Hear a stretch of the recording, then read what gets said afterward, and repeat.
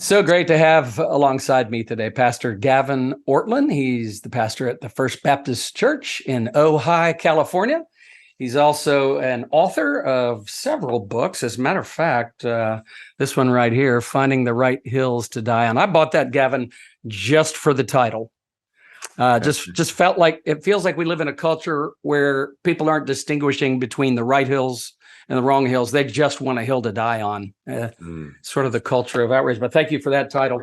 And then this one, which we hope to talk about today, which is Why God Makes Sense in a World That Doesn't. Gavin, your background, as I understand it, historical theology, is that right? Or That's right. Yeah, that's sort of my academic work in historical theology. yeah. And pastoring there in Ojai for how long now? We've been in Ojai for 5 years now. Everyone always wonders where Ojai is. It's about 80 miles northwest of LA. So beautiful area, and we're blessed to be here. That's so good. That's so good. You've got 5 children, you told me earlier off we had camera here. Our 5th child last month. So our life is very full. Our oldest is 9. And then the youngest is 1 month. So yeah, life is very full. My wife and I, when you mentioned the title, Finding the Right Hills to Die On, that's a conversation we have a lot for which foods our kids have to eat and those kinds of things. So it's not just for theology, it can be for parenting as well. Yeah. Yeah. So you're spinning a lot of plates, each kid being a separate plate with their own preferences and that sort of thing. And as well as all your work. I mean, I imagine, how do you get time to focus in and write and be quiet enough? Do you have to, I guess, go to your office at the church or what? Yeah, I've cultivated a couple of habits that just help me carve out time. One of them is getting up earlier in the morning and just sometimes when I'm doing the school drop off, our kids' school starts actually pretty early. So from dropping them off to when the meetings and the rest of the day starts, I can oftentimes carve out some study time and quiet time. But it is hard. You have to kind of fight for it amidst everything going on right now. It's fast paced. What is First Baptist Church Ojai like? Tell me a little bit about the congregation there. And yeah, it's a wonderful church. We absolutely love serving here. We're a smaller church. We have about 125 people. So we're more of a rural church. Ojai is very small. There's no large churches. And it's a very, I would say, challenging environment, a very spiritually dark environment. Not many churches at all, really, and no large churches. But it's a very geographically beautiful area and a place where lots of celebrities are moving. Frequently at the park, I'll look over and see, oh, there's so-and-so famous actor, that kind of thing. Yeah. So it's a really interesting place, a beautiful place, but challenging place for ministry. But our church is just wonderful, most loving people, pretty diverse, age diverse, socioeconomically diverse. But we just love the people here. It's been such a privilege to serve here. That's so great. I wonder if that context has been helpful to you as you write a book like this one, especially Why God Makes Sense in a World That Doesn't. And by the way, I love the subtitle too, which is The Beauty of Christian Theism. And that aspect of the work of apologetics. I grew up anyway with a lot of the more sort of philosophical, analytical, theoretical side of apologetics, often on sort of the defensive side, defending the faith against objections. But I think you've done a great job in this book, Gavin, presenting some of the positive reasons why Christian theism makes so much sense. Does the context that you live in, has that informed some of that? Very much so. Yeah, Ojai is a fascinating place where it's not anti-spirituality, but it is to some extent anti-organized religion. It's kind of like Portland or a place like that in the Northwest. A kind of unique feel, lots of new age kind of thinking in Ojai. And they're not many people are very spiritual here, but the idea that Jesus is the only way, that will be controversial. And yeah, it does inform the strategy behind the book.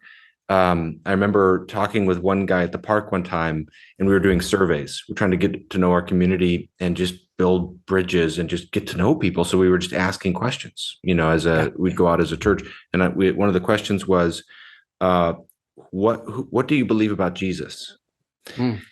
You get all kinds of fascinating answers, but I'll never I forget bet. talking with one guy, and he said, I don't know, I've never thought about it. And it was so interesting to me to realize, oh, here I am, kind of a theology nerd studying all these things, but so many people are just apathetic and Yeah. indifferent, and they're not thinking about religious questions. And so that ties into the book, because part of the strategy is we need to use beauty. We need to appeal to the imagination, to the human heart, because a lot of Yeah. people aren't already asking these questions. And that can be a way to arouse their interest in why Right. these ultimate questions matter so much. Yeah. And would you say too that mix into that the sort of skepticism, both institutional and sort of the personal skepticism people may have if they are pondering, if they are thinking about some of the bigger questions of life. Some of that skepticism has put us in a place where I think just simply reasoning, just giving the evidence that demands a verdict, and nothing against that book, but that actually going beyond that and saying, look at how amazingly beautiful this world is, and where did I even get the idea that there is something called beauty? How is it I'm drawn to that? Man, you did a great job, I think, of tying all that together in this book. Uh, So my guess is it's a very timely book. And you do a great job writing wise as well. You're sort of modeling, and for those of you who don't know, Gavin has a great YouTube channel as well called Truth Unites, and you dialogue with a lot of folk who have very specific theological viewpoints, some of which are different than your own, correct? That's right. Yeah, I do a lot of engagement. Part of the ministry there is defending Protestant views, but there's lots of, Mm, so I'll do dialogues with Roman Catholic or Eastern Orthodox theologians and apologists, mm, but also just talking about, baptism, talk about baptism with a Lutheran theologian, and just working yeah, through those differences. And even there, I think we're at a time in our culture right now where when we have those kinds of dialogues, I just think being able to be mm, gracious and open-hearted to the other person without compromising our convictions, I think that's yeah, really important right now. really is. How to be persuasive without being abrasive, how to be um, uh, civil and kind, and I appreciate that so much. What have been some of your favorite subjects along the way there? And do you find I've even heard, I believe in watching some of those, I've heard you say things to some of those you've dialogued with that um, you intend to remain open and to remain somebody who's learning along the way yourself. Mhm. I'm assuming that leaves the door open for communication, does it? Yeah, and it's not that I'm not settled in my views, at least the basic core views. Yeah. So yeah, as I've been on this process of dialogue, I would say it's strengthened my self-confidence as a Protestant Christian. So I'm not. It's not that I'm shaky. Like I'm not wondering, will I stay Protestant or something like that. But it has changed me as a Yeah. Protestant and how I think about particular doctrines and how I think about sort of the mentality that we have as a whole for how we Yeah. carry ourselves. Just more humility. There's so Yeah. many people who will see an issue differently. And when you Yeah. come to an issue like that, let's say you're talking about the Lord's Supper, different views of the Lord's Supper, or something Yeah. like that, and you're into a dialogue, it's important to have an open heart to the other Mm, person, because yeah. the fact is that any view you take on that, there's going to be a lot of Christians who have seen that differently at different Hmm. times of church history. So to me, having an open heart isn't at odds with convictions. It's not at odds with believing in the truth. It's just um, in fact, I even think it can incline us to be more open to the truth, because somebody once said, you're not really listening unless you're willing to be changed by what you hear.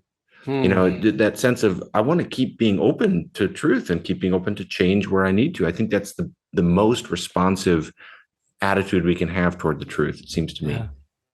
me. And again, to me, that makes it more whatever it is that that you're seeking to persuade someone of. It seems to me that would make it more attractive. I would be more interested in hearing from someone who didn't seem to be entrenched and perhaps the sort of the arrogance of Mm. having it all figured out themselves. John Stott used to say we need more of humility and more of honesty, and I just remember that that sunk in deep with me. Aren't you working on a book on humility as well? Did I see that in the list as I looked up online? Or am There, I giving so away something I shouldn't be no, talking no, about? totally fine. It's not a secret. Okay. That's totally fine. Yeah, no, I have a book on humility called Humility, The Joy of Self-Forgetfulness. And that is coming out in I want to say January of 2023. So not too far off now. So I hope that will help people. Yeah, it's the theme there is that humility is not a great burden. There may be times when humbling ourselves is not always comfortable.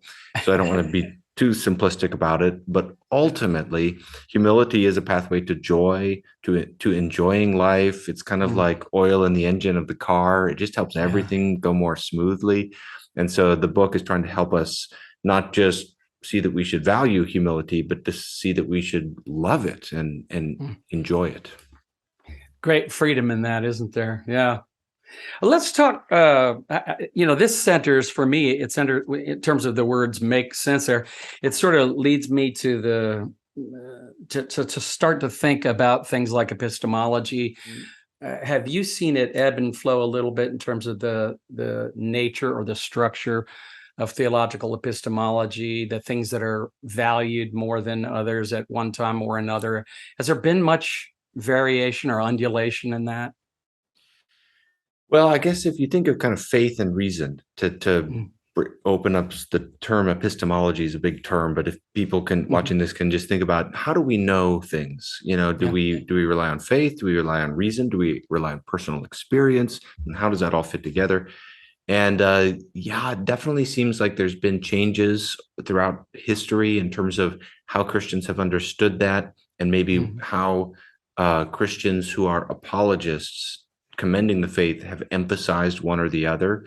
My feeling about it at this moment is that the cultural moment we're in right now is such that, kind of like we said at the beginning, appeals just to reason are less effective because a lot of people are disillusioned. A lot of people are, as we pointed out, apathetic. And if you give someone rational arguments, but they're bored and they're disinterested, it doesn't matter how good the argument is, And so I draw a lot on Blaise Pascal, who's a great philosopher, and he just talks a lot about these ultimate questions of life and how we tend to get distracted from them. The question of meaning, the question of death. And I think half the battle for the apologist today is just to get people into the conversation. As somebody once said, our greatest enemy right now is not really good counter arguments. Our greatest enemy is simply indifference. A lot of people are just not there. We're distracted, we're so busy. We're always on our phones. We're not always thinking about ultimate questions. And our lives are filled with pleasures and distractions, much more so than in other times. And so this is where beauty, I think, can be so helpful in cutting through that distraction and just calling for people's attention. Even things like music and the arts, there are times where someone of a secular perspective will be listening to classical music or even nature. They'll go out on a night. I live in Ojai. There's very little lighting at night and very few clouds. And we just bought a trampoline in our backyard. So sometimes I'll go down, just lie down on the trampoline where I know that no bugs are going to get at me, and just look up at the stars. And something about the beauty of the stars is such a contrast to the busyness, the frantic pace of our lives. And it provokes these big questions. So you can imagine many secular people, just quiet moments like that, listening to classical music, watching a movie and seeing the drama of it, looking at the stars, where these ultimate questions kind of bubble up in the human heart. And I think as those who want to commend the gospel, it helps to use those appeals. It helps to show people the gospel is the answer to those deep longings in the human heart. That's so good. Can you talk for a minute about the distinctions between human discovery and divine revelation. With your trampoline illustration, I can see that here's this here's this sky full of beauty that's coming at you, right? And yet you are perceiving it, right? So when it comes to our understanding of who God is, or if God is, a lot of people say, I found God, or I discovered something about God, or whatever. And what's a role of discovery and revelation together in a person who might want to be open to talking about that? Well, it seems like what we believe in the gospel is God has given this incredible revelation of himself through Christ and through the Holy Scripture. So he's broken into our world in a way where he's made himself very manifest to us. It's not like we have to start from ground zero and hunting down where God can be. God has come to us. And yet, even apart from what people call special revelation with Christ and with the Holy Scripture, every human being, even if they've never read the Bible and they've never heard of the name Jesus Christ, every human being, I think, can relate to this most basic intuitive awareness of spiritual reality, the question of morality. Why? This is one of the things I get into in the book. Why are our instincts about good and evil so intense that every movie we watch is telling the same story over and over? Good versus evil, good struggling against evil and eventually overcoming evil. That's every story, just about. Very rarely you'll have evil win in the end, but usually it's kind of unsatisfying when that happens, Yeah. And everybody understands that. That's a deep imprint upon the human heart. Questions of meaning. What is this world about? Why do we tell stories at all? Stories are meaningful. The question of what happens, questions of ultimate destiny, what happens after we die? Where is history headed? Where is this world going toward? The person looking up at the stars can understand those questions intuitively. So I think there's a sense in which all of us are already sort of in dialogue with God. We have a conscience, for example. We live in God's world. We can't avoid him in one sense. So, hopefully one way I've heard someone put this is everyone is already having a conversation with God. Our job is to come into that conversation and help them. And helps remember we don't have to start the process. That's great. How about, and even if we weren't talking in the category of theology, but some people might ask, well, what can we know as part of those, the definition of epistemology? What can we know? How do we come to know it? And with how much certainty can we know it? Do you think certainty, sometimes I feel like for the last couple of decades, it's been all about sort of a swing away from absolute truth. Now it feels a little like we've moved into a swing away from absolute reality itself. Does that make sense to you when I say that? It just feels almost like, you hear people say follow the science and all that sort of thing, but then at the same time, and I'm inconsistent too, so I admit that about myself, but I want to learn how to be more consistent and to have a more fully integrated life and worldview. But is certainty something? Can we know some things about God with certainty? If I want to bring it back into the theological realm. Mm-hmm. Well, I address this in the conclusion of the book, and the approach that I take is that there is a certainty that we can arrive upon, but that will come through the Holy Spirit's work in our heart. Yeah. And so it really isn't not the result of intellectual labor. And so the arguments in the book are all leveraged to try to get to the reader, even the final chapter on Jesus. All of that is leveraged to just bring the reader to probability, that it's probable that God exists and Jesus rose from the dead. And then from there, I think once you get to it's hard to get to total certainty just from arguments and just from reasoning, though I think it can get you a long way close to that. But there comes a point where there needs to be a sense of existential commitment. And that is at that point, I think the Holy Spirit meets us and Yeah. draws us up into a kind of assurance. And so when people ask me, are you 100% certain about your Christian faith? That's a tricky question, because I feel as though on one level of my existence, I am. And at the same time, I can have doubts and questions and struggles too.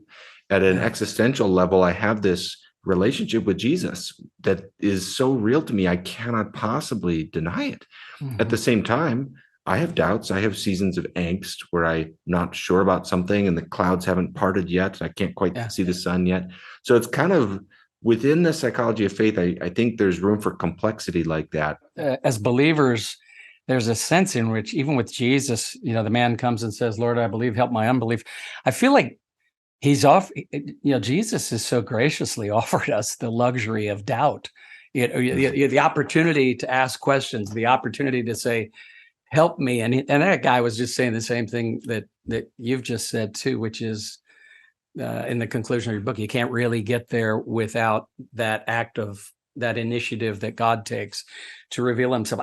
Your thought flow, as I look through the table of contents here, the section on the cause of the world, and then the second section, the meaning of the world, third section, the conflict of the world, and then for the hope of the world.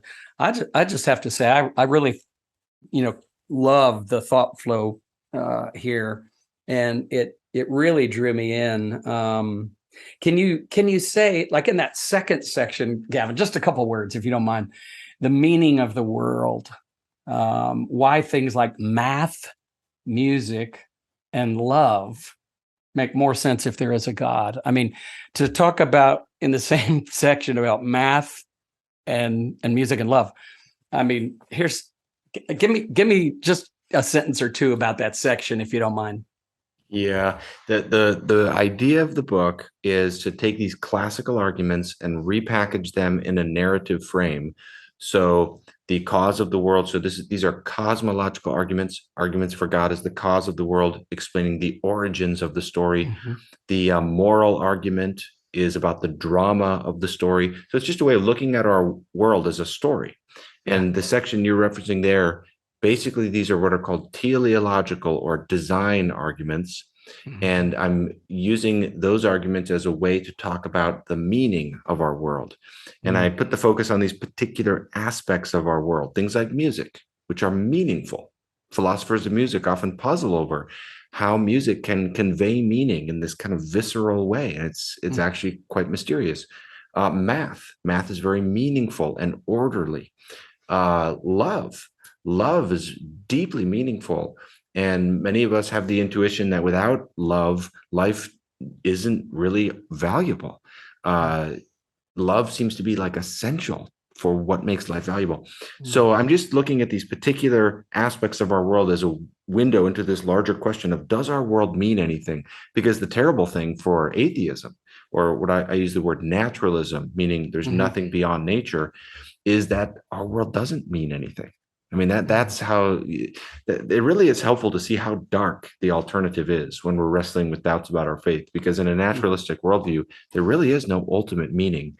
And that has profound consequences in so many levels, even things like our enjoyment of music or math or love. Yeah.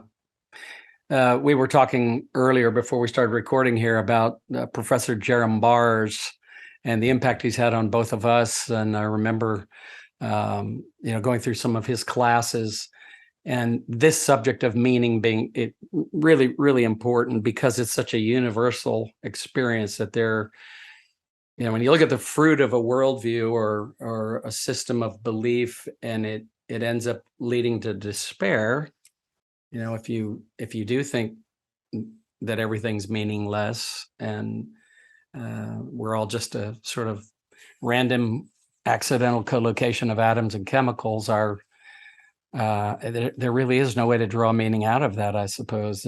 The falling of a rock into the ocean, the death of a child are of the same value. So I love the way you have at least addressed those things. The conflict of the world, you talk about why good and evil shape the plot of every story you've heard. And you can think about that just with TV shows or movies that we watch, books we read, that sort of thing, right? The grand narrative of the gospel, how does that lead to that fourth section of hope, Gavin? How would you summarize that? Well, so we're talking about the conflict of the world as a window into the nature of morality and these deep moral instincts we have, and our longing for moral hope, our longing that good will ultimately win. And whether it be Jerram Bars, who's blessed us so much through his teaching ministry, or others, many have pointed out how the gospel is a wonderful way to envision the gospel is as a true story. It's the true story, and it's kind of the archetypal story that all our other stories are imitating to some degree. So the chapter on morality and narrative kind of springboards into the question of Jesus and who was Jesus. And I'm situating him as the hope of our world, the kind of happy ending of our world. Through his first coming, but ultimately through his second coming. And so there I'm just going through some of the classical arguments, C.S. Lewis's Lord, Liar, or Lunatic trilemma, and that we include the category legend as well there to fill that out. Just arguing that, we've all got to have some interpretation of who Jesus was. You could argue that he's crazy. You could argue he's a liar. You could argue he never existed, but you have to say something. And there I'm just arguing it's actually at least as plausible, probably more plausible, that he actually was who he claimed to be, because the alternatives are not any easier. There's no easy alternative. And then I also speak about the resurrection, both historical arguments why it's reasonable to believe in the resurrection, but also why it's such happy news, why the resurrection is not just a happy ending, it's the best happy ending possible. It couldn't be better news. And that section was fun to write because it's just so wonderful to think about that. Yeah. You think about the Apostle Paul in 1 Corinthians 15 and just resurrection, all the way through the book of Acts, almost every preachment, resurrection, right? It just keep bringing it. All right, I wrote down one other little note I wrote down here was from your introduction of the book. And by the way, again, folks, you want to grab a copy of this book, but I loved the artful way you talked about this age being an age of disillusionment and disenchantment, distraction and diversion. Now, every preacher I know would love that alliteration and just, be very excited about it. But then you went beyond that, and you said a third little couplet about describing the age that we live in as an age of outrage and polarization. Yeah, and that resonated with me, even as I was sort of indulging myself in enjoying the alliteration. It was good for you to come and say, yeah, but don't forget there is, while it's true we're disillusioned and disenchanted, distracted and diverted in so many ways, look at the result of it, outrage, right? And this polarization. Do you think a book like this could be helpful for folk, not only who are Christians, but who might not be Christians at all, to help them unpack some of what's wrong with the world? I hope so. I mean, it does seem like the times in which we live are such that people are looking for hope. I've often felt over the last several years during the COVID stretch that I do believe a lot of people right now are experiencing despair. I just have that feeling as I interact with people, sometimes even just some of the people I rub shoulders with throughout my daily schedule. You just worry for people. A lot of people don't have a sense of hope. And then you study about that and you read statistics about that, the amount of depression, and then also just the amount of hopelessness that is out there. It seems like that somehow ties into the outrage as well. When we don't have a sense of transcendent hope, we attach ourselves to these little causes and we get more and more tribal. And I do believe that the Christian gospel is the answer to all of that. It brings a hope. It explains why outrage is in our hearts. From a naturalistic worldview, it's actually hard to really have any objective grounds for moral outrage, because in that worldview, that's simply an adaptive mechanism that helps the evolutionary process. It doesn't actually tap onto anything transcendent. So I believe the gospel is the answer to those needs in the human heart. And what I've tried to do in this book is kind of explain why the particular needs right now are such that emphasizing the beauty of the gospel can be especially helpful to touch upon the outrage, but also upon the hopelessness. Oh, that's so good. So good. You're also a fan, as I am, of C.S. Lewis, and at the end of your introduction here in Why God Makes Sense in a World That Doesn't, you refer to the silver chair. I don't know if I know you probably wrote this a long time ago, Gavin, and I hope I'm not springing this question on you, but I'd love for you to tell us that little bit about Puddleglum and how you tie his kind of rather gloomy character into setting up the book and the chapter 1 of the book. Do you remember what you wrote there in the introduction? Yes, You referenced. I love that passage. Sometimes C.S. Lewis is so great because even in a children's book, he can make these profound points. And the basic idea there is there's this story where the several characters are being trapped underground, and an evil sorceress is casting a spell to try to convince them that there is no overworld, as she calls it. There's no sun, there's no sky. And because of the spell, they're starting to believe it, And at one point, Puddleglum, this one character who's usually very gloomy and pessimistic, I think he was based upon C.S. Lewis's Gardener, and he's kind of a funny character.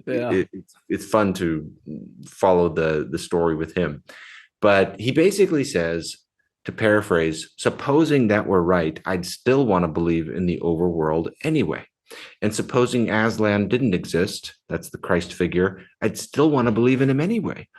And it's just a beautiful passage about, what I draw from it isn't to say, oh, it doesn't matter whether Christianity is true or not, just believe anyway. I don't think that's the right way to take that. I think what he's getting at there is, suppose that naturalism were the reality. It would be so dismal and underwhelming and unlivable, unworkable. It doesn't explain the things that we value the most in this world, such as love and beauty. And therefore, that may well be a clue that it isn't the truth. And so then Puddleglum and his friends set out looking for the overworld. And I just love that passage. And I think it's one little anecdote that cracks open the larger question of I'm chasing in my book that I believe is so important in our culture. And that's, it really helps to see the beauty and wonder and enchantment of the gospel. I want people to feel in their hearts, these friends of mine that I worry about being in despair, that if the gospel is true, if Jesus rose from the dead, that is like when you wake up on Christmas morning as a little child and you can't remember what day it is, and suddenly it hits you that it's Christmas morning, or the other metaphor I use in the book is when you're falling in love and it first hits you that they love me too. What does that feel like? That rush of joy. Or when the children go through the wardrobe into Narnia and there's this enchantment and this sense of wonder and this sense of the world is infinitely enriched and expanded. Well, if the gospel is true, it should flood our hearts with all of those emotions, because it's the best news imaginable. And I just think it helps to emphasize that point in the current cultural moment. Oh, that's so true. Well, Pastor Gavin Ortlund, thank you so much for carving out the time to come and talk with me today. And I'll remind folks, the book again is called Why God Makes Sense in a World That Doesn't. You can check out Gavin's other books as well, anywhere good books are sold. And of course, I'd also recommend his YouTube channel, Truth Unites. Thank you so much, Gavin, for spending some time with me today. Thanks, Jim. Really enjoyed it. God bless.